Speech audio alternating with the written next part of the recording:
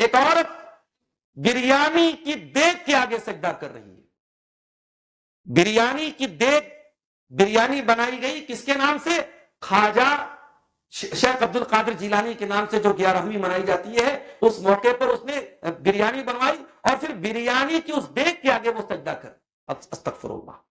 ایک اور ویڈیو میں نے دیکھا شادی کے موقع پر کہ صاحب جو تو دلہن ہے، دلہن کے ساتھ عجیب و غریب چیزوں کا معاملہ ہو رہا ہے.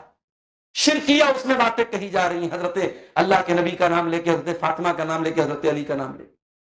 کتنی رسم و رواج ہمارے سماج میں درگاہ پہ جا کے سر جھکا دو.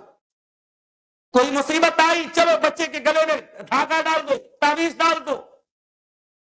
میں تو ایسے مسلمانوں کو بھی جانتا ہوں کہ جن کے گھر میں کوئی مصیبت آئے تو وہ کافروں اور مشرکوں کے پاس، اوجھاؤں کے پاس، جو شرکیہ طریقے سے، شیطانی طریقے سے جادو کا علاج کرتے، ان کے پاس مسلمان مرد و عورت جا کر کے جادو کا علاج کرائیں.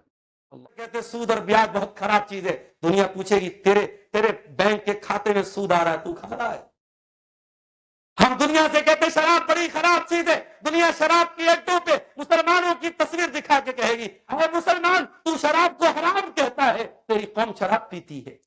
ہم دنیا کو قرآن کی آیت پڑھ کے سنائیں گے وَلَا تَقْرَبُوا الزِّنَا، زنا کے قریب نہ جانا. اور ہوٹلوں میں پائی جانے والی برقع نشین لڑکیوں کو دکھا کر کے دنیا کہے گی ہے دنیا کو پاک دامنی کا درس دینے والوں اور زنا سے روکنے والوں، زنا کا کون سا اڈا ہے، زنا کی کون سی جگہ ہے جہاں تیری قوم کے لڑکے لڑکیاں نہیں پائے جاتے.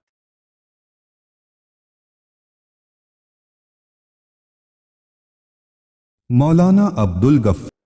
میرے بھائیوں، ہم اور آپ جس مذہب سے تعلق رکھتے ہیں، یہ مذہب، یہ دین اللہ تعالی کا پسندیدہ دین ہے. اس پر ہم اللہ کا جتنا شکر ادا کریں کم. اللہ نے ہمیں مسلمان بنایا ہے اور ہم بائی برتھ مسلم ہیں، پیدائشی مسلمان ہیں. مسلمان گھرانے میں ہم پیدا ہوئے ہیں. مان لو کہ اللہ تعالیٰ نے اگر ہمیں کسی مشرک اور کافر گھر میں بنایا ہوتا اور ہمیں چوائس کرنا ہوتا تو پتہ نہیں ہم اللہ تعالیٰ کے دین کو چوائس کرتے یا نہ کرتے. یہ تو اللہ کا کرم ہے، اس کی توفیق ہے کہ اس نے ہمیں مسلمان بنایا.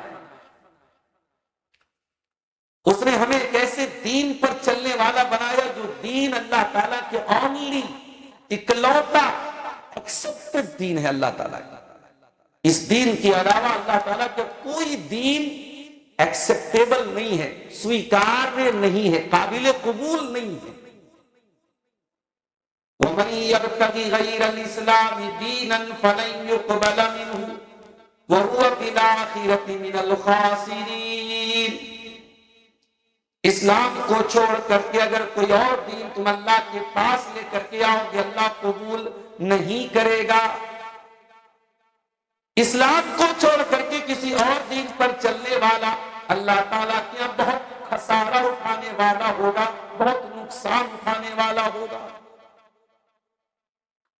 ان الدین عند اللہ الاسلام، اللہ تعالیٰ کے نزدیک اگر کوئی دین ہے تو وہ اسلام ہے. کل قیامت کے دن ایک انسان زمین بھر کے سونا اگر اللہ کے پاس لے کے آ جائے اور اللہ کی بارگاہ میں وہ ریکویسٹ کرے، گزارش کرے، درخواست کرے کہ اے اللہ میں زمین بھر کے سونا لے کے آیا ہوں، میں ارب پتی انسان ہوں، میں کھرب پتی انسان ہوں، میں بہت دولت والا ہوں، میں زمین بھر کے سونا لے کے آیا ہوں، اے اللہ لیکن میں مسلمان نہیں ہوں، میں کافر ہوں، میں مشرک ہوں، لیکن میں زمین بھر کے سونا لے کے آیا ہوں. اے اللہ تو زمین بھر کے سونا لے لے اور مجھ کو جہنم کی آگ سے بچا لے. اللہ کیا فرماتا ہے؟ ان الذين كفروا وماتوا وهم كفار فلن يقبل من احدهم ملء الارض ذهبا.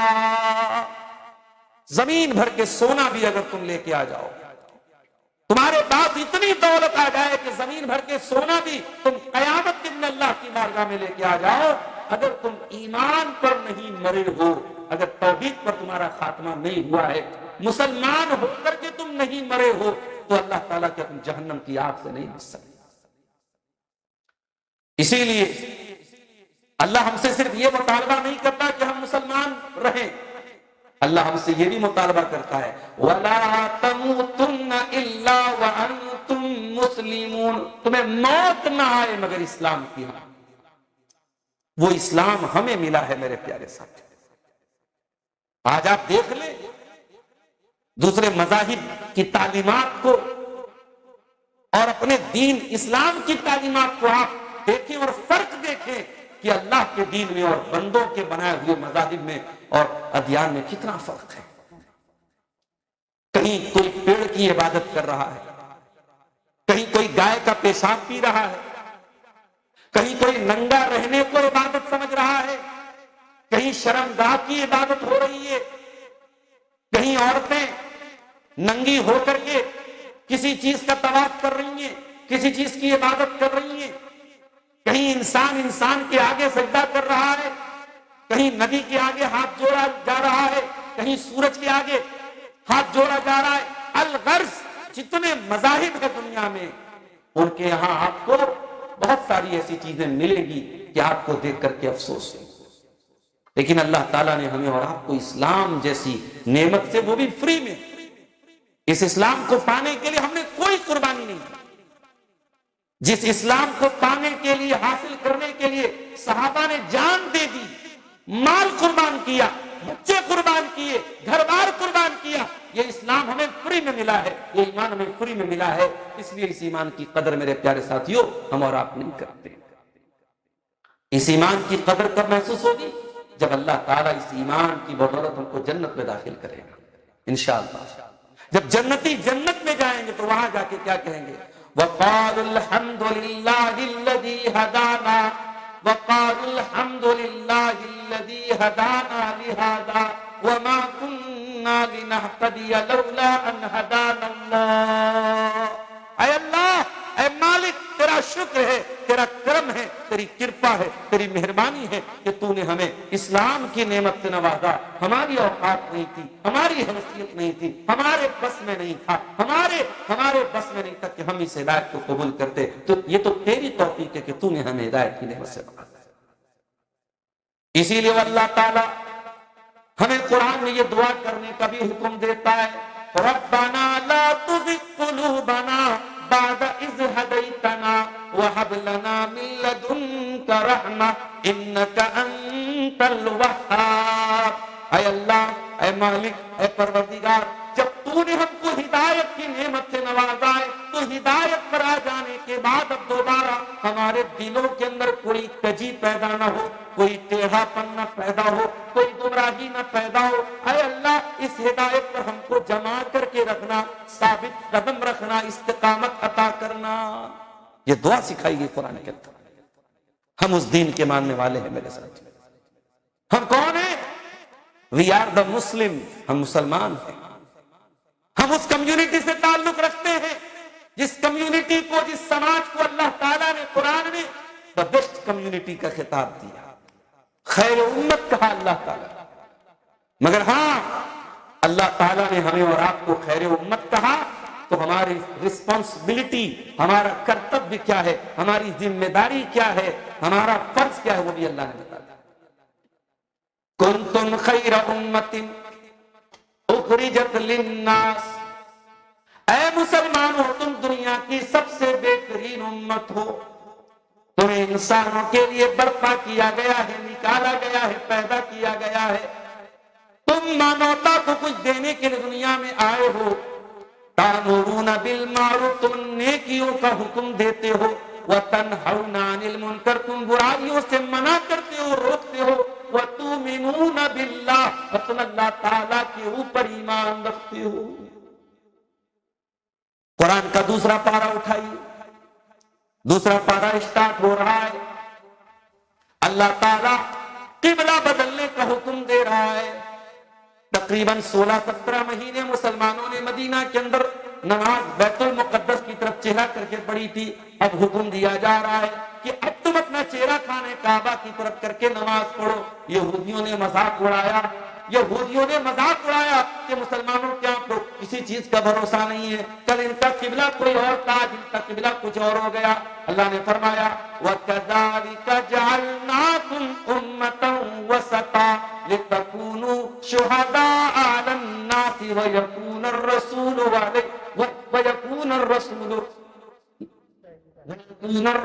عَلَيْكُمْ شَهِيدًا۔ اے مسلمانوں، ہم نے تم کو دنیا کی سب سے بہترین امت بنایا، سب سے اچھی امت بنایا۔ کیوں بنایا؟ تاکہ کل تم دنیا کے تمام انسانوں کے اوپر گواہ بن جاؤ اور رسول تمہارے اوپر گواہ بن جائیں۔ ہمارا قبلہ بھی سب سے بہتر اور ہم دنیا کی سب سے بہترین امت، یہ اللہ تعالیٰ نے قرآن کے دوسرے پارے میں سورہ بقرہ میں ارشاد فرمایا۔ ہمیں جو دین دیا، اس دین کے بارے میں اللہ نے کیا اعلان کیا؟ وَمَا جَعَلَ عَلَيْكُمْ فِي الدِّينِ مِنْ حَرَجٍ، ہم نے تم کو جو دین عطا کیا اس دین کے اندر کوئی تنگی نہیں ہے، کوئی دقت نہیں ہے، کوئی پرابلم نہیں، کوئی سمسیا نہیں، کوئی سمسیا نہیں۔ اس دین کے اندر سمسیاؤں کا نوارن ہے، پرابلمز کا سولوشن ہے، مسائل کا حل ہے۔ یہ دین کسی طریقے کی سمسیا نہیں ہے، اس دین کے اندر کوئی پرابلم نہیں۔ ہمارا دین آسان دین، سچویشنز کے حساب سے اللہ تعالیٰ نے ہمیں آسانیاں دی۔ بنارس سے میں تقریباً 135 کلومیٹر کا سفر طے کر کے آپ کے بیچ میں آیا۔ الگ ضلع ہو گیا آپ کا، مئو ضلع میں بندی کلا کا یہ گاؤں تعلق رکھتا ہے اس کا۔ اب میں سفر کر کے آیا ہوں، یہاں کے مجھے نماز پڑھنی تھی، عشاء کی نماز۔ میں نے 4 رکعت کے بجائے 2 رکعت پڑھی۔ 4 رکعت نماز کو شارٹ کر دیا گیا، قصر کرنے کا حکم دیا گیا کہ بھئی آپ مسافر ہیں، چلو آپ کو ایک سہولت دی گئی، آپ قصر کر لیجیے۔ سفر میں آپ مغرب اور عشاء کی نماز کو ایک ساتھ جمع کر لیجئے، ظہر اور عصر کی نماز کو ایک ساتھ جمع کر لیجئے، سہولت دی گئی۔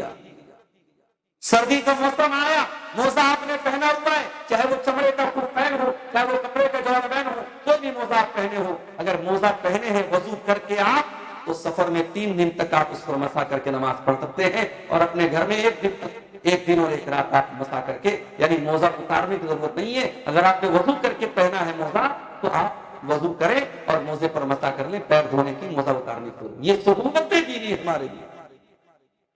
پانی استعمال نہیں کرنے کی طاقت ہے، کوئی مسئلہ نہیں، تیمم کر کے نماز پڑھو۔ کھڑے ہو کے نہیں پڑھ سکتے، کوئی مسئلہ نہیں، بیٹھ کے پڑھ لو، بیٹھ کے نہیں پڑھ سکتے لیٹ کے پڑھ لو۔ ہماری شریعت آسان شریعت ہے، اور ہم اس نبی کے ماننے والے ہیں جو نبی سارے نبیوں کے سردار اور سارے نبیوں کے امام جناب محمد رسول اللہ صلی اللہ علیہ وسلم ہے۔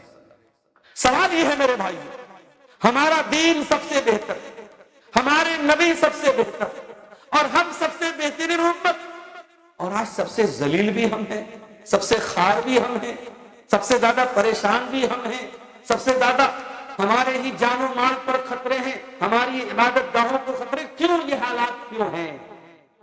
اس کا مطلب کہ اللہ ہم سے ناراض ہے، اس کا مطلب کہ اللہ ہم سے ناراض ہے۔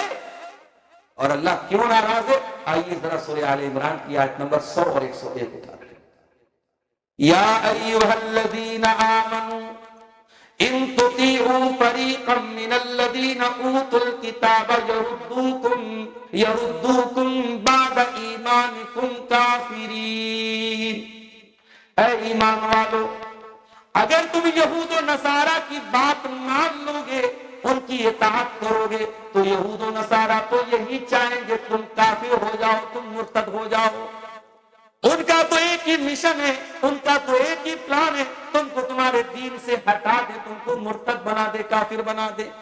وَكَيْفَ تَكْفُرُونَ وَأَنْتُمْ تُتْلَىٰ عَلَيْكُمْ آيَاتُ اللَّهِ وَفِيكُمْ رَسُولُهُ۔ اور اے مسلمانوں، جب تمہارے اوپر اللہ کا قرآن پڑھا جا رہا ہے اور تمہارے رسول جناب محمد رسول اللہ صلی اللہ علیہ وسلم تمہارے بیچ میں موجود ہیں، تو تم کیسے کفر کا راستہ اپنا سکتے ہو؟ تم کیسے کافر ہو سکتے ہو؟ تم کیسے مرتد ہو سکتے ہو؟ پتہ یہ چلا کہ مسلمان مرتد ہو جائے، مسلمان ایمان کے راستے سے ہٹ جائے، یہ اللہ تعالیٰ کے یہاں معافی کے لائق جرم نہیں ہے۔ ایک انسان آلریڈی کافر ہے، ایک انسان آلریڈی مشرک ہے، وہ مجرم ہے، وہ گنہگار ہے، مگر ایک انسان ایمان کے راستے پر آ جائے توحید کے راستے پر آ جائے, کلمہ پڑھ لے, مسلمان ہو جائے, اور اس کے بعد چاہے وہ لڑکا ہو, مرد ہو, عورت ہو, کوئی بھی ہو, اگر وہ مرتد ہوتا ہے تو اللہ تعالیٰ کہ یہ ناقابل معافی جرم ہے. اللہ کہتا ہے ایسا کیسے ہو سکتا ہے, تم کفر کیسے کر سکتے ہو, وہ تمہارے اوپر اللہ کی آیتیں پڑھی جا رہی. میرے بھائیوں, اللہ تعالیٰ نے اگر ہمیں اپنے محبوب نبی کا امتی بنایا ہے تو ہماری ذمہ داریاں بھی زیادہ ہیں. اگر ہم غلطی کریں گے تو ہماری پکڑ بھی زیادہ ہوگی, اللہ ہم سے زیادہ ناراض ہوگا. اور آج اللہ تبارک و تعالیٰ ہم سے ناراض ہے ہمارے کرتوتوں کی وجہ سے. آج کتنے مسلمان ہیں ان کو پتہ ہی نہیں توحید کیا چیز ہے. اولاد نہیں ہو رہی ہے, چلو فلاں درگاہ پہ جا کے سر جھکا دو. کوئی مصیبت آئی, چلو بچے کے گلے میں دھاگا ڈال دو, تعویذ ڈال دو. میں تو ایسے مسلمانوں کو بھی جانتا ہوں کہ جن کے گھر میں کوئی مصیبت آئے تو وہ کافروں اور مشرکوں کے پاس, اوجھاؤں کے پاس, جو شرکیہ طریقے سے, شیطانی طریقے سے جادو کا علاج کرتے, ان کے پاس مسلمان مرد و عورت جا کر کے جادو کا علاج کرا. اللہ, مسلمان کے عقیدے کا کیا ہوا میرے بھائی؟ مسلمان کو تو نبی نے وہ عقیدہ دیا تھا, وہ توحید دی تھی, لا تشرک باللہ, اے مسلمان تو اللہ کے ساتھ کبھی شرک نہ کرنا. وَإِن قُتِلْتَ أَوْ حُرِّقْتَ, تجھے قتل کر دیا جائے, جلا دیا جائے, ختم کر دیا جائے, تو اللہ کی توحید کے ساتھ کوئی کمپرومائز نہ کرنا, کوئی سمجھوتا نہ کرنا. مسلمان اپنی توحید میں اتنا پکا ہونا چاہیے, اور صحابہ کرام نے بن کے دکھایا. توحید کے لیے انہوں نے کیا نہیں جھیلا میرے پیارے ساتھی. آج افسوس ہوتا ہے جب ہم یہ خبریں سنتے ہیں کہ صاحب فلاں لڑکی مرتد ہو گئی, فلاں مسلمان مرتد ہو گیا. آج آن گراؤنڈ رپورٹ میں بتا رہا ہوں, سروے موجود ہے کہ بڑی تیزی سے مسلمان نوجوانوں میں ارتداد کی لہر پھیل رہی ہے. لڑکے لڑکیاں بڑی تیزی سے مرتد ہو رہے ہیں. اور آج ہم کیا کر رہے ہیں, ہم تب سوئے پڑے ہیں. یہ بیچارے حفظ کا ادارہ ہمارے سراج بھائی کھول رہے ہیں. آج اس طریقے کے ادارے کھولنے کے لیے قوم کے آگے بھیک مانگنی پڑتی ہے. بڑی مشکل سے یہ ادارے چل رہے ہیں. یہ دینی ادارے جو آپ کے بچوں کو دین سکھا رہے ہیں, آپ کی توحید کی جڑوں کو مضبوط کر رہے ہیں, یہ ادارے آج بھیک مانگنے پر مجبور ہیں. یہ بھیک نہ مانگے ان کے ذمہ داران, اور آپ کے گھروں تک نہیں جائیں, اور آپ کے آگے ہاتھ نہ پھیلائیں, تو یہ ادارے نہیں چلیں.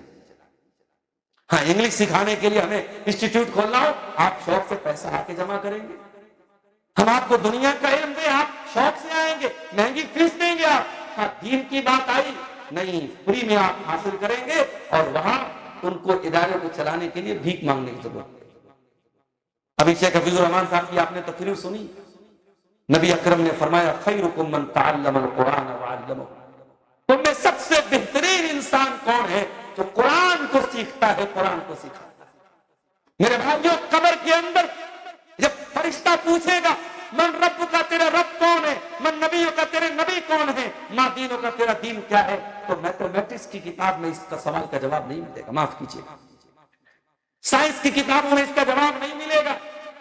اس کا جواب آپ کی انجینئرنگ کی اور میڈیکل سائنس کی کتابوں میں نہیں ملے گا. میں بالکل بھی یہ نہیں کہہ رہا ہوں کہ آپ دنیا کی تعلیم حاصل نہ کریں. میں کسی بھی طریقے سے آپ کی دنیاوی تعلیم کی اہمیت کو گھٹانے کی بات نہیں کر رہا ہوں, اس کی اہمیت اپنی جگہ ہے. مگر اصل علم تو قرآن و حدیث کا علم ہے میرے بھائی.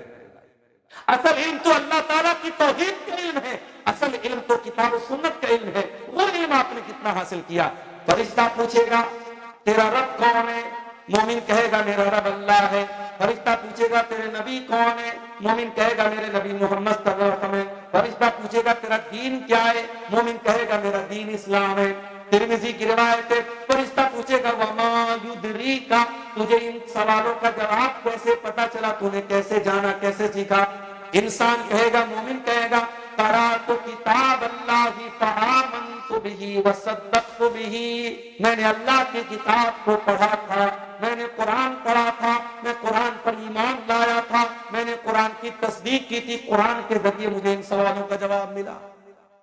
قرآن کے ذریعے آپ کو ان سوالوں کا جواب ملے گا. اور آج قرآن پڑھنے والوں کو آپ حقیر سمجھتے ہیں, قرآن پڑھانے والوں کو آپ حقیر سمجھتے ہیں. قرآن پڑھنے پڑھانے والے آپ کے در کے گداگر بن جائیں، بھکاری بن جائیں، یہ پوری قوم کے لیے چلو پر پانی میں ڈوب مرنے کا مقام ہے میرے پیارے سے۔ اپنے ایمان کو بچانا ہے تو ان مدرسوں کی حفاظت کرو، اپنی توحید کو بچانا ہے ان قرآن پڑھنے پڑھانے والے اداروں کی حفاظت کرو میرے پیارے ساتھی۔ اور ایک بات بولوں میں، نبی نے اپنی فیملی کے آرام کا خیال بعد میں رکھا ہے، اپنے مدرسے کے طلبہ کے آرام کا خیال پہلے رکھا۔ آئیے میں آپ کو مثال دیتا ہوں۔ مسند احمد کی روایت ہے، اللہ کے پیارے نبی کی سب سے لاڈلی بیٹی، چھوٹی بیٹی حضرت فاطمہ زہرا رضی اللہ تعالیٰ عنہ، ان کو پتا چلا میرے ابا کے پاس کچھ غلام آئے، کچھ لونڈیاں آئی ہیں، وہ اپنے ابا سے ملنے کے لیے آتی ہیں، اللہ کے پیارے نبی سے ملاقات نہیں ہوتی ہے، وہ اپنا پیغام حضرت عائشہ کو سنا دیتی ہے کہ میرے ابا جائے تو ان کو میرا یہ پیغام سنا دیجئے گا کہ آپ کی بیٹی آئی تھی اور آپ کی بیٹی یہ کہہ رہی تھی کہ آپ کی بیٹی کے ہاتھوں پر نیل پڑ گئے ہیں، نشان پڑ گئے ہیں چکی چلاتے چلاتے، آپ کی بیٹی گھر کا کام کرتے کرتے تھک جاتی ہے، اے ابا جان ہو سکے تو اپنی بچی کو کوئی غلام عطا کر دیجئے، کوئی لونڈی عطا کر دیجئے تاکہ آپ کی بیٹی کے گھر میں بھی کچھ سہولت مل جائے، آرام مل جائے۔ یہ حدیث بخاری اور مسلم کے اندر بھی ہے، مگر میں جو الفاظ پڑھ رہا ہوں وہ مسند احمد کے الفاظ ہیں۔ اللہ کے پیارے نبی اپنی بیٹی کا پیغام ملتے ہی بیٹی کے گھر پہنچتے ہیں، بیٹی کے سسرال پہنچتے ہیں۔ حضرت فاطمہ اور ان کے شوہر حضرت علی دونوں میاں بیوی بستر پر بیٹھے ہوئے تھے۔ اللہ کے پیارے نبی بیٹی اور داماد کے بیچ میں جا کر کے بیٹھ جاتے ہیں اور کہتے ہیں میری بیٹی فاطمہ، اے میرے داماد علی کان کھول کر کے سن لو، میری مسجد میں جو دین سیکھنے کے لیے صحابہ آتے ہیں جن کو اصحاب صفہ کہا جاتا ہے، آپ نے فرمایا وہ بڑے غریب اور نادار لوگ ہیں، ان کے کھانے پینے کا مجھے انتظام کرنا ہے، ان کی بود و باش کا مجھے انتظام کرنا ہے۔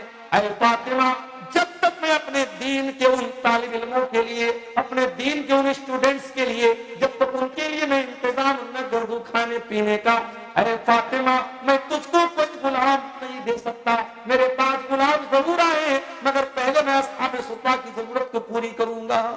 اللہ نبی نے اپنے گھر سے پہلے مدرسہ بچایا ہے میرے ساتھی، اور آپ نے کہا ہے فاطمہ علی تمہیں غلام کی ضرورت نہیں پڑے گی، میں تمہیں تسبیح بتاتا ہوں، رات میں سونے لگو 33 مرتبہ سبحان اللہ پڑھ لیا کرو، 33 مرتبہ الحمدللہ پڑھ لیا کرو، 34 مرتبہ اللہ اکبر پڑھ لیا کرو۔ او میری پیاری ماں، اپنی بچیوں کی شادی کے پہلے تم یہ تو بتاتی ہو کہ نند سے ایسا برتاؤ کرنا، ساس سے ایسا برتاؤ کرنا، شوہر کو ایسے دبا کے رکھنا، نند کا ایسے جواب دینا، کبھی یہ دعائیں بھی سکھا دیا کرو اپنی بچیوں کو، کبھی ہو سکے تو اپنی بچیوں کو نبی کی سکھائی یہ دعائیں بھی بتا دو۔ ماں کی تربیتیں ہی ہوتی ہیں جو اولاد کو نکھارتی ہیں میری پیاری ماں۔ اللہ کے نبی اپنی بیٹی کو تسبیح سکھا رہے کہ اے میری بچی رات میں سونے لگنا تو یہ تسبیح پڑھ لیا کرنا، یہ فَذَلِكُمَا خَيْرٌ لَكُمَا مِنْ خَادِمٍ، تمہیں کسی خادم کی، کسی نوکر کی ضرورت ہی نہیں پڑے گی، ساری تھکاوٹ تمہاری دور ہو جائے گی۔ حضرت علی کہتے ہیں نبی نے یہ تسبیح مجھے سکھائی، میں نے اپنی زندگی کا معمول بنا لیا، روٹین بنا لیا، میں رات میں سوتا تھا تو یہ تسبیح پڑھے بغیر میں نہیں سوتا تھا۔ پوچھنے والے نے پوچھا کہ اے علی کیا کبھی آپ نے یہ رات میں سونے کے پہلے اس تسبیح کو نہیں چھوڑا؟ کبھی نہیں چھوڑا۔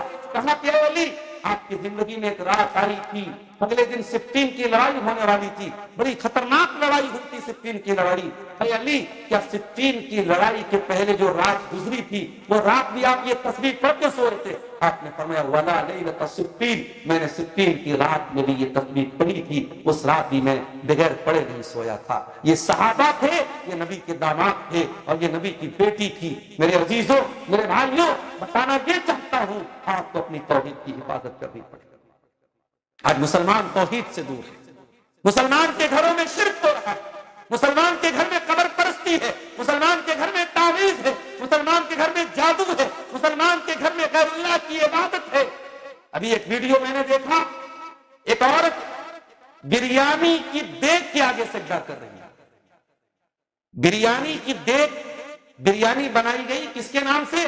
خواجہ شیخ عبد القادر جیلانی کے نام سے، جو 11ویں منائی جاتی ہے، اس موقع پر اس نے بریانی بنوائی اور پھر بریانی کی اس دیگ کے آگے وہ سجدہ کر، استغفر اللہ۔ ایک اور ویڈیو میں نے دیکھا شادی کے موقع پر، یہ صاحب وہ دلہن ہے، دلہن کے ساتھ عجیب و غریب چیزوں کا معاملہ ہو رہا ہے، شرکیہ اس میں باتیں کہی جا رہی ہیں، حضرت اللہ کے نبی کا نام لے کے، حضرت فاطمہ کا نام لے کے، حضرت علی کا نام لے کے۔ کتنی رسم و رواج ہمارے سماج میں ہے جو شرکیہ رسم و رواج ہے۔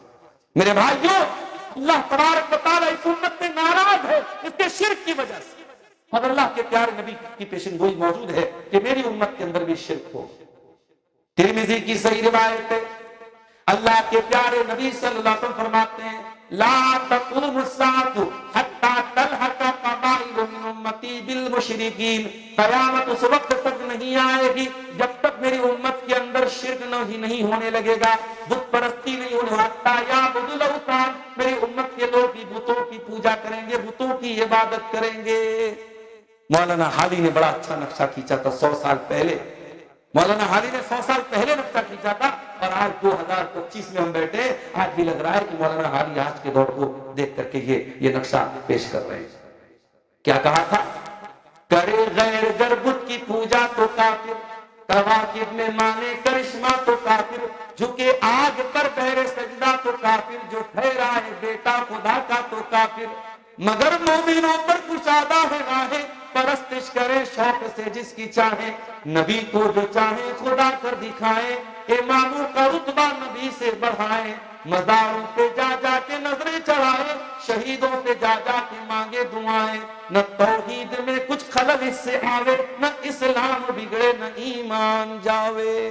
مسلمان یہ سمجھتا ہے کہ صاحب میرا ایمان تو شرک پروف ہے، میں شرک نہیں کر سکتا۔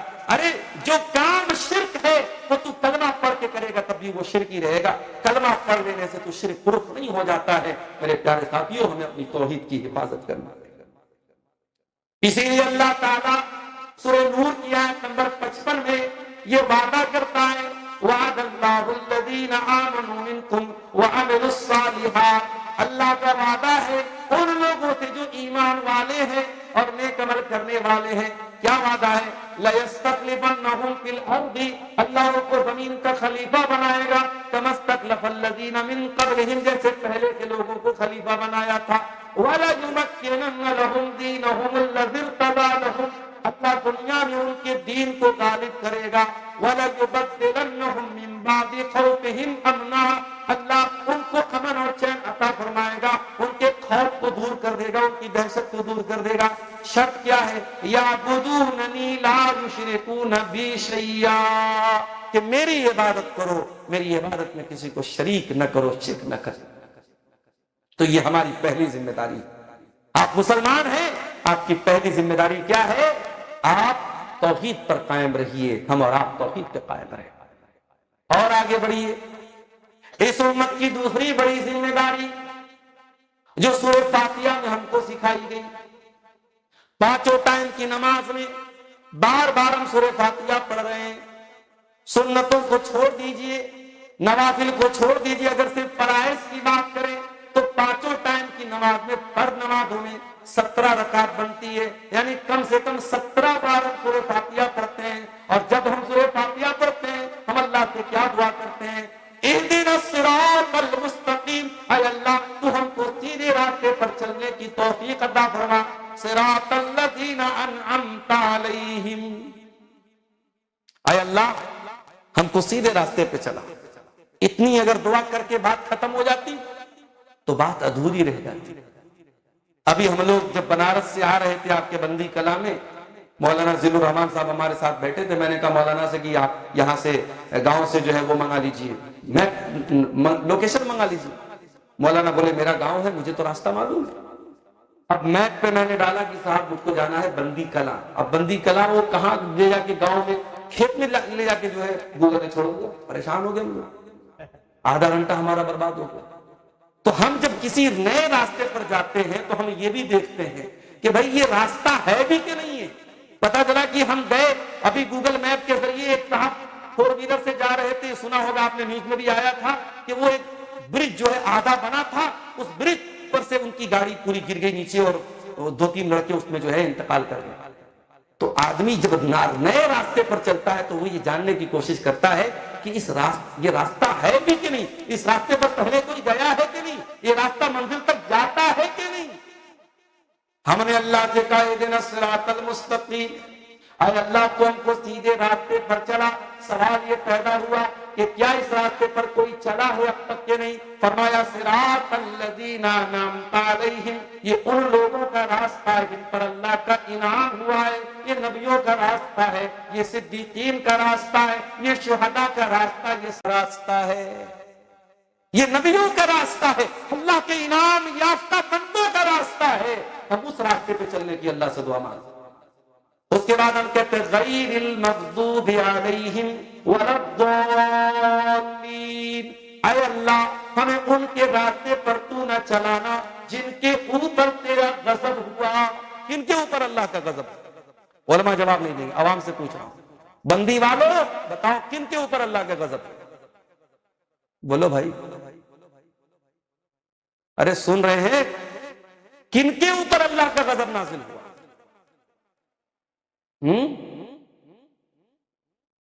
یہود و نصارہ. کسی بچے نے شاید جواب دیا ہے, ماشاءاللہ. یہودیوں پر اللہ کا غضب نازل. کیوں بھائی, کیا کرائم کیا تھا یہودیوں نے؟ یہودی تو نبیوں کی اولاد تھے نا, بنی اسرائیل تھے وہ. اسرائیل کس کو بولتے بھائی؟ اسرائیل کس کا نام ہے؟ یعقوب علیہ السلام کا نام, انہی کی نسل تھی یہ یہودی. اور آج بھی جتنے یہودی انہی کی نسل سے ہیں. ہمارے یہاں صاحب نسل کی بڑی اہمیت ہے. ہم سید ہیں صاحب, ہم خان ہیں, ہم انصاری, ہم منصوری ہیں, ہم اپنی برادری پر بڑا ناز کرتے ہیں.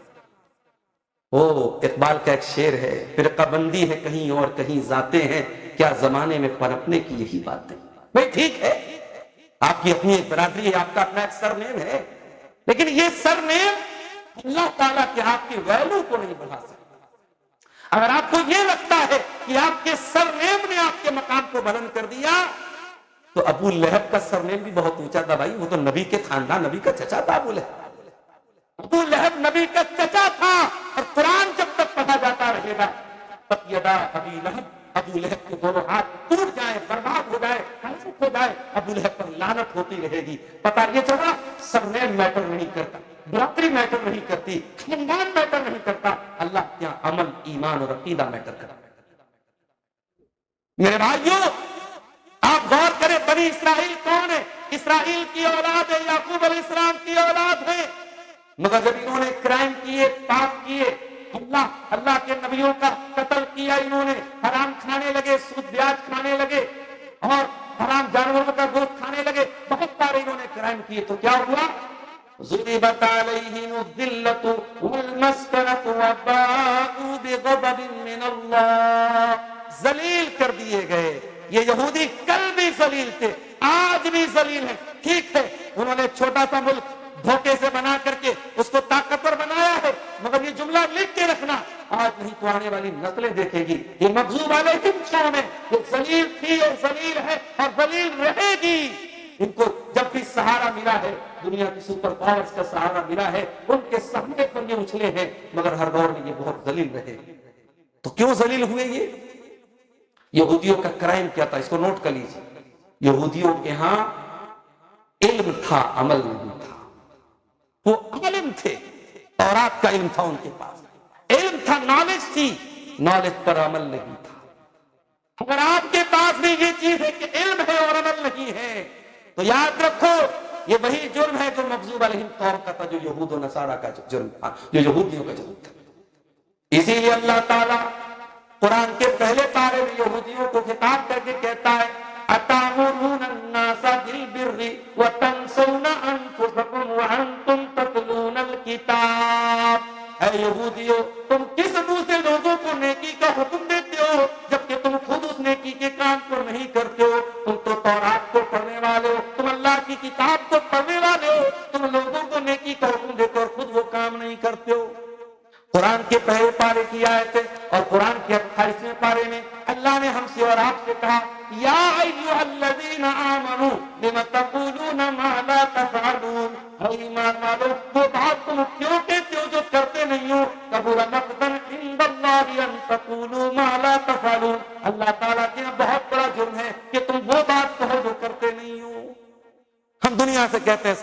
اسلام بڑا پیارا دین ہے، اسلام بڑا اچھا دین ہے۔ دنیا پلٹ کے پوچھے گی تو نے اسلام پر کتنا عمل کیا؟ ہم دنیا سے کہتے ہیں سود اور بیاج بہت خراب چیز ہے، دنیا پوچھے گی تیرے بینک کے کھاتے میں سود آ رہا ہے، تو کھا رہا ہے؟ ہم دنیا سے کہتے ہیں شراب بڑی خراب چیز ہے، دنیا شراب کی ایکٹوں پہ مسلمانوں کی تصویر دکھا کے کہے گی اے مسلمان تو شراب کو حرام کہتا ہے، تیری قوم شراب پیتی ہے۔ ہم دنیا کو قرآن کی آیت پڑھ کے سنائیں گے وَلَا تَقْرَبُوا الزِّنَا، زنا کے قریب نہ جانا، اور ہوٹلوں میں پائی جانے والی برقع نشین لڑکیوں کو دکھا کر کے دنیا کہے گی ہے دنیا کو پاک دامنی کا درس دینے والوں اور زنا سے روکنے والوں، زنا کا کون سا حدہ ہے، زنا کی کون سی جگہ ہے جہاں تیری قوم کے لڑکے لڑکیاں نہیں پائے جاتے؟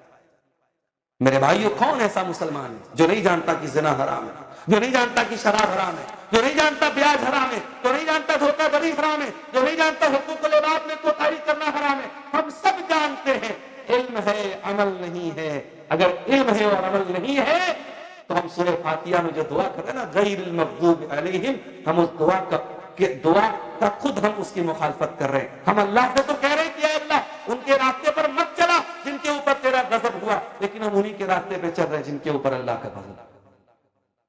اسی لیے اللہ کے پیارے نبی فرماتے ہیں لا تزول قدم ابن آدم من عند ربه یوم القیامہ، قیامت کے دن کوئی انسان اپنی جگہ سے ہل بھی نہیں پائے گا جب تک 5 سوالوں کا جواب نہ دے دے۔ وہ 5 سوالوں کا جواب عبد الغفار کو بھی دینا پڑے گا، میرے بھائیوں آپ کو بھی دینا پڑے گا، مدرسے کے پڑھے ہوئے انسان کو بھی دینا پڑے گا، اسکول اور کالج کے پڑھے ہوئے انسان کو بھی دینا پڑے گا۔ لا تزول قدم ابن آدم، ہر آدم کے بیٹے کو بیٹی کو جواب دینا پڑے گا۔ پہلا سوال عن عمرہ فی افنا، کہ تو نے اپنی زندگی کو کہاں گزارا، ساری زندگی کا تو حساب دے، ساری زندگی کا تو حساب دے، تو نے اپنی زندگی کو کہاں گزارا۔ دوسرا سوال وعن شبابہ فیما ابلا، میرے بندے تیری زندگی میں جو جوانی کا دور آیا تھا، جو طاقت کا دور آیا تھا، جو انرجی کا دور آیا تھا، جس دور میں تو اللہ تعالیٰ کو راضی کر سکتا تھا، دوڑ سکتا تھا، تو محنت کر سکتا تھا، اس زندگی کو جوانی کے دور کو تو نے کہاں گزارا؟ او سوشل میڈیا پر اپنی جوانی کو برباد کرنے والے میرے نوجوانوں، او نشے میں ڈوب کر کے اپنی زندگی کو برباد کرنے والے میرے نوجوانوں، او خراب ریلیشن شپ میں مبتلا ہو کر کے اپنی جوانی کو برباد کرنے والے میرے نوجوان بھائیوں اور میری بہنوں، اللہ تعالیٰ آپ سے سوال کرے گا وَعَنْ شَبَابِهِ فِيمَا أَبْلَىٰ، تو نے اپنی جوانی کو کہاں گزارا؟ تیسرا سوال وَعَنْ مَالِهِ مِنْ أَيْنَ اكْتَسَبَهُ، تو نے مال کہاں سے کمایا؟ اور چوتھا سوال وَفِيمَا أَنْفَقَهُ، تو نے کہاں خرچ کیا؟ اور پانچواں سوال ہوگا وَمَاذَا عَمِلَ فِيمَا عَلِمَ، جتنی معلومات تم کو تھی، جتنی نالج تم کو تھی، جتنا علم تمہارے پاس تھا، اس علم کے اوپر تمہارا عمل کتنا تھا؟ اگر علم ہے اور عمل نہیں ہے تو مغضوب علیہم کا طریقہ یہودیوں کا طریقہ ہے۔ اس کے بعد ہم سورہ فاتحہ میں کیا کہتے ہیں وَلَضَّالِّينَ، اے اللہ ہمیں ان کے راستے پر بھی تو نہ چلانا جو بھٹک گئے، جو گمراہ ہو گئے، یعنی عیسائیوں کے نصرانیوں کے راستے پر نہ چلانا۔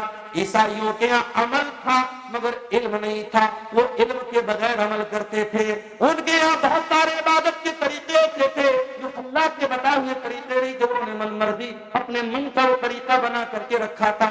میرے پیارے ساتھیوں، اس لیے قرآن بار بار ہم سے کہتا ہے کہ یہود و نصارہ کے طریقے پر نہ چلو، علم ہو تو عمل بھی ہو، اور عمل ہو تو علم کی روشنی میں ہو۔ اسی لیے جہاں عمل ہے مگر علم کے بغیر ہے، وہاں بدعت پنپتی ہے، وہاں خرافات پنپتی ہے۔ شب برات کا تہوار منایا جا رہا ہے، اسی طریقے سے 12 ربیع الاول کو جلوس نکالا جا رہا ہے، محرم کے تعزیے نکالے جا رہے ہیں، بہت سارے ایسے کام کیے جا رہے ہیں جن کو دین اور شریعت اور ثواب تک کے کیا جا رہا ہے، حالانکہ نہ نبی نے وہ کام کیا ہے، نہ صحابہ نے وہ کام کیا ہے، نہ قرآن میں مینشن کیا گیا ہے، نہ حدیث میں مینشن کیا گیا ہے، اور جب دلیل سامنے والے سے پوچھو تو آئیں بائیں شائیں کرتا ہے۔ ابھی حلوے کی بڑی مضبوط دلیل ایک ویڈیو میں صاحب نے بھیجی، میرے پاس ویڈیو آیا، ایک مولوی صاحب تقریر کر رہے تھے، وہ یہ پوچھتا ہے کہ حلوہ کہاں لکھا ہے، حلوہ کون سی کتاب میں لکھا ہے؟ ارے حلوہ کتاب میں نہیں ملے گا، حلوہ تو کڑھائی میں ملے گا، حلوہ تو برتن میں ملے گا۔ پبلک ہنسنے لگی، ماشاءاللہ سبحان اللہ۔ میرے بھائی، اس طریقے کی چٹکلے بازی سے ہم دین ثابت کر رہے ہیں، شریعت ثابت کر رہے ہیں، اللہ ہمیں معاف کرے۔ میرے بھائیو یاد رکھو، بدعت بہت بڑا کرائم اور بہت بڑا جرم ہے. بدعت کہتے اس عمل کو ہے جس کو دین اور ثواب سمجھ کر کے کیا جائے اور اس عمل کی کوئی دلیل قرآن و حدیث میں موجود نہ ہو, اس کو بدعت کہتے ہیں. اور اللہ کے پیارے نبی اپنے ہر خطبے میں کہتے تھے وَكُلُّ مُحْدَثَةٍ بِدْعَةٌ, ہر دین میں نیا نکالا گیا کام بدعت ہے. وَكُلُّ بِدْعَةٍ ضَلَالَةٌ, اور ہر بدعت گمراہی ہے اور ہر گمراہی جہنم کی طرف لے کے جائے.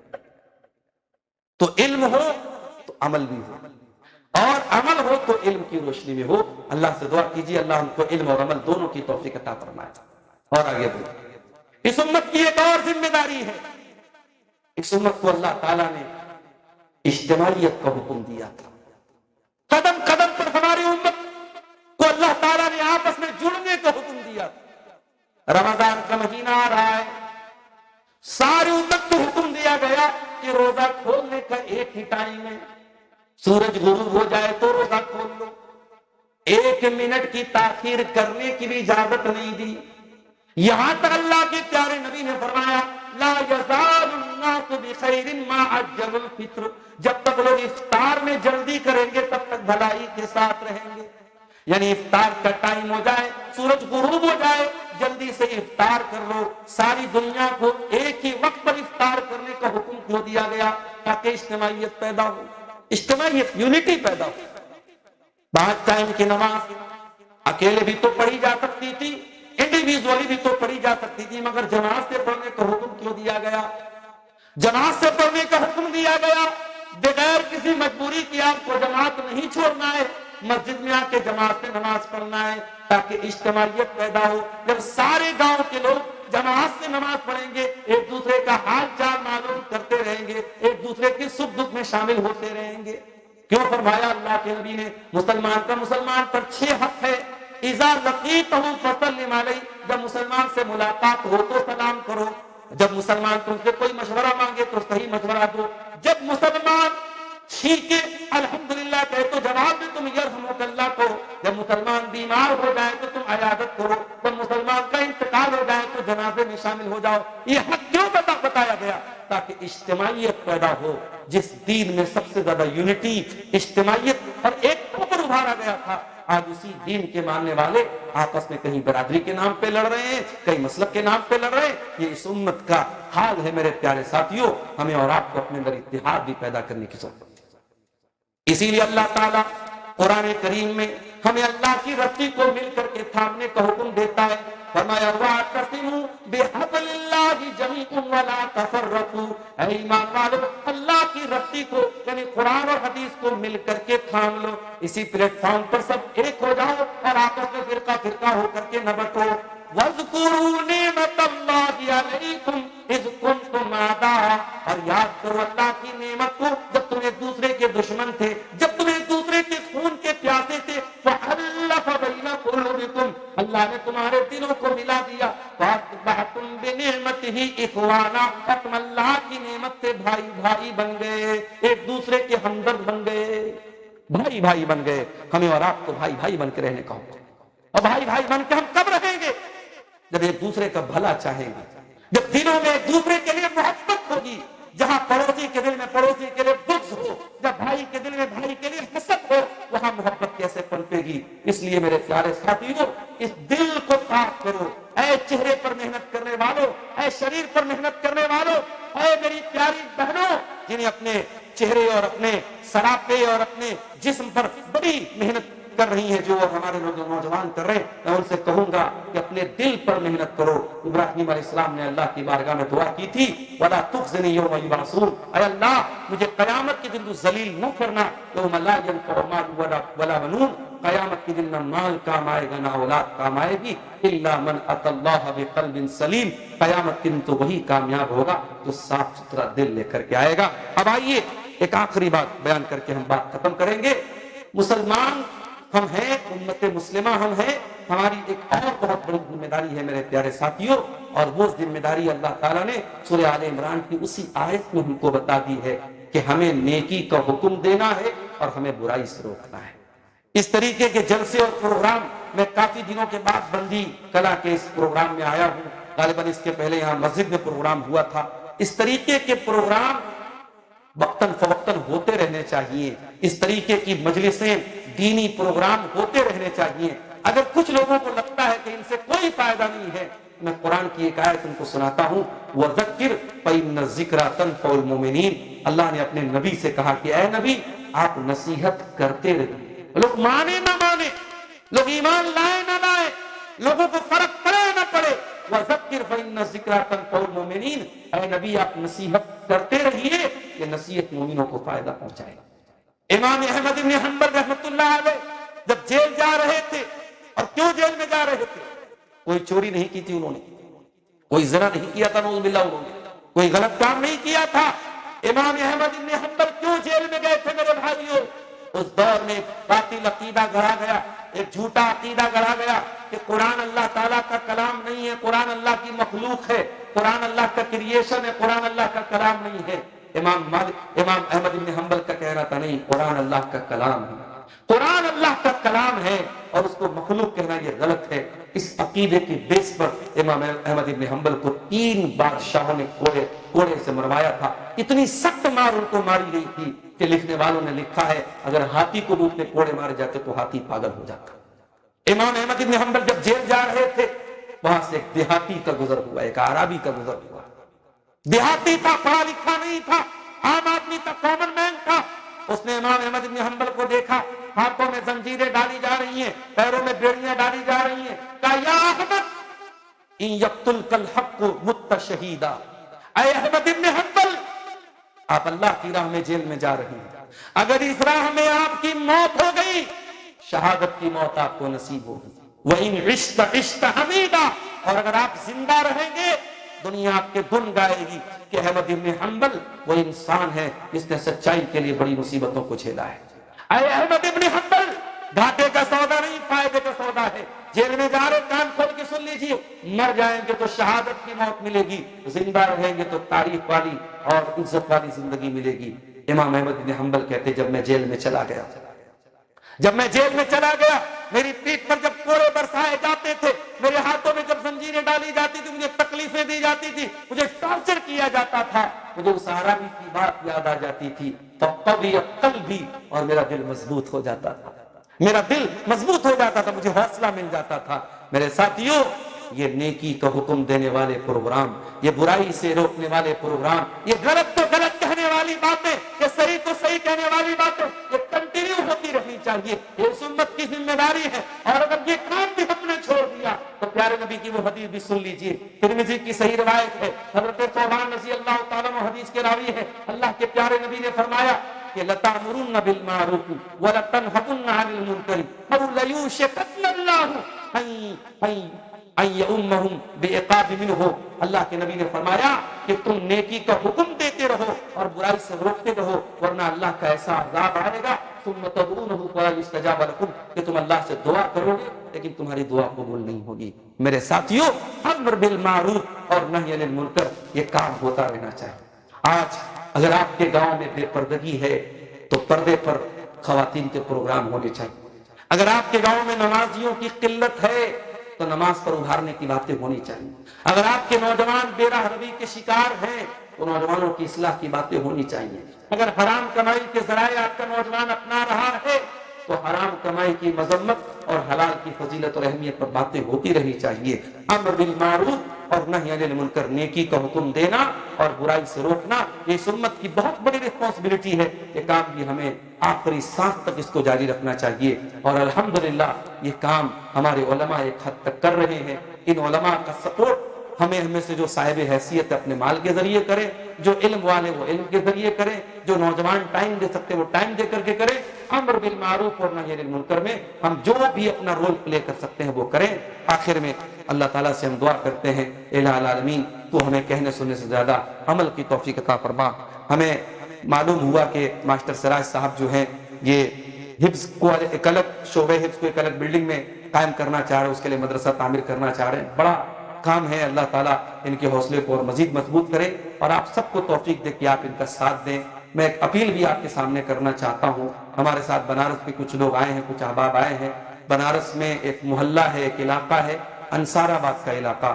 وہاں ایک مسجد کی تعمیر کے لیے زمین خریدی جا رہی ہے. 75 لاکھ کی زمین ہے, 25 لاکھ کا انتظام ہوا ہے, باقی 50 لاکھ کی رقم درکار ہے. اس کے لیے ابھی ہم لوگ 2-4 دن پہلے مئو بھی گئے تھے, اور جہاں بھی جن اللہ کے بندوں کو اللہ تعالیٰ توفیق دے رہا ہے اس میں تعاون کر رہے ہیں. میں چاہتا ہوں کہ بندی کلاں کا یہ علاقہ, اگرچہ یہ ایک گاؤں ہے, ایک چھوٹا سا علاقہ ہے, مگر یہاں سے جو بھی ہو سکے, وہاں کے بھائی آئے ہیں یہاں اپنا جو بھی تعاون ہے وہ پیش کریں. انشاءاللہ ایک اجتماعی رسید بنا کر کے آپ کے ذمہ داروں کے حوالے کر دی جائے گی, اور اس ثواب میں انشاءاللہ آپ شامل ہو جائیں گے. ہم اللہ سے دعا کرتے ہیں رب العالمین ہم سب کو نیکی کاموں میں بڑھ چڑھ کر کے حصہ لینے کی توفیق عطا فرمائے. اللہ ہم کو خیر امت کی جو ذمہ داریاں اور فرائض ہیں ان کو انجام دینے کی توفیق عطا فرمائے. رب العالمین ہمارے نوجوانوں کی اصلاح فرما دے, ہماری ماں بہنوں کی اصلاح فرما دے. مجھے بڑی خوشی ہوئی, پہلے بھی میں بندی آیا تھا, آج بھی لوگوں نے بتایا کہ یہاں ماشاءاللہ جمعہ کی نماز میں عورتوں کے لیے پورا انتظام ہے پردے کا, اور عورتیں بھی بڑی تعداد میں مسجد میں آتی ہیں جمعہ کی نماز میں, اور انشاءاللہ رمضان میں شاید تراویح کی نماز بھی آتی ہوں گی. یہ جذبہ اور شوق ہمارے اس گاؤں کی اگر عورتوں کے اندر ہے, ہم مزید دعا کریں گے ان کے حق میں, اللہ ان کو علم کے ساتھ ساتھ عمل کی بھی توفیق عطا فرمائے. رب العالمین ان کو شریعت کے جو احکام اور تعلیمات ہیں ان پر عمل کرنے کی توفیق عطا فرمائے. رب العالمین ہمارے دلوں میں ایک دوسرے کے لیے عزت, الفت اور احترام پیدا فرما دے. رب العالمین ہمیں دین کا کام کرنے والے تمام علماء اور دعات کا احترام کرنے کی توفیق دے. رب العالمین ہمیں سے جو بیمار ہیں ان کو شفاء کاملہ اجل عطا فرما دے.